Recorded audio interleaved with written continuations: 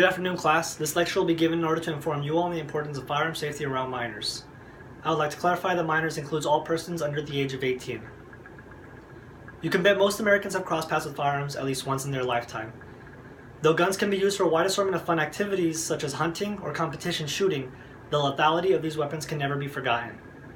A study conducted by the Pew Research Center indicates that nearly 44% of homes in America have firearms within the property. So there's 22 people in this class. It can be safe to say that at least 10 of them have firearms. I know for a fact that I live alone and that I own 4 different types of guns. Though there are no children in my household, I take gun safety a top priority for anybody who may be visiting.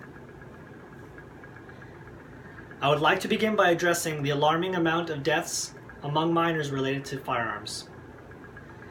Firearms are the third leading cause of deaths in this country between persons aged 5 and 16. The American Academy of Pediatrics reports that nearly 1,300 children die annually and another 5,700 are injured. 700 of these deaths are homicides, 500 are suicides, and another 100 are unintentional or accidental. Since federal law prohibits anybody under the age of 18 from purchasing firearms, these minors must be finding the weapons laying around somewhere at home. I was never exposed to weapons at a young age.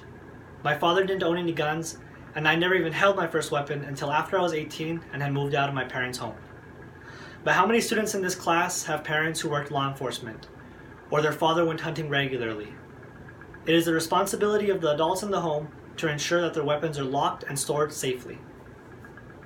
That brings me to my next point. Firearms should be stored in a locked container, unloaded, and separated from the ammunition. Hiding these weapons in the drawers is unacceptable. I know many times when I was a child I went rummaging around exploring the house, even when I was told not to. Young boys tend to be at a higher risk than girls. Between the years 2012 and 2014, young boys accounted for 82% of deaths around firearms. If the gun can be stored separately from the ammunition, it should at least be left unloaded.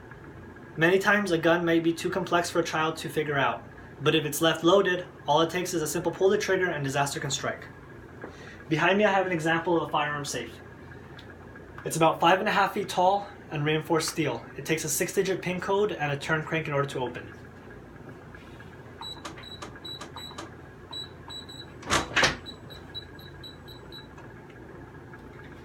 Inside I have my firearm stored, unloaded, with no magazine inserted. To the rear I have a separate lockbox for storing the ammunition.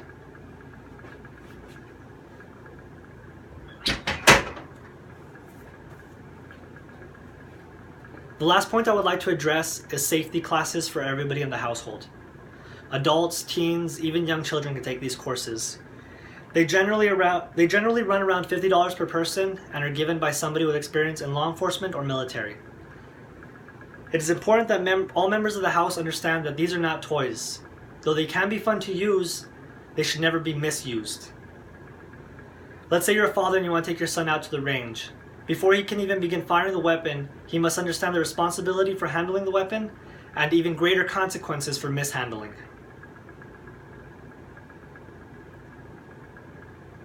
Something that I learned from my time in the Marine Corps is an acronym known as TREAT, Never, Keep, Keep.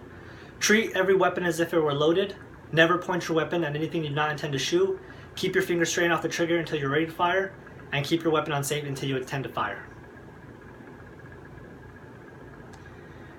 Hopefully this speech has given clarity to anybody who would like to purchase a weapon, and hopefully it reaffirms the responsibility to all current gun owners. In no way was this speech given to discourage anybody from owning a firearm, nor was it an attack on current firearm owners. The 1,300 children that die annually have so much potential taken from them. They are our nation's future doctors, teachers, and leaders, and they must be safeguarded at all costs. Thank you.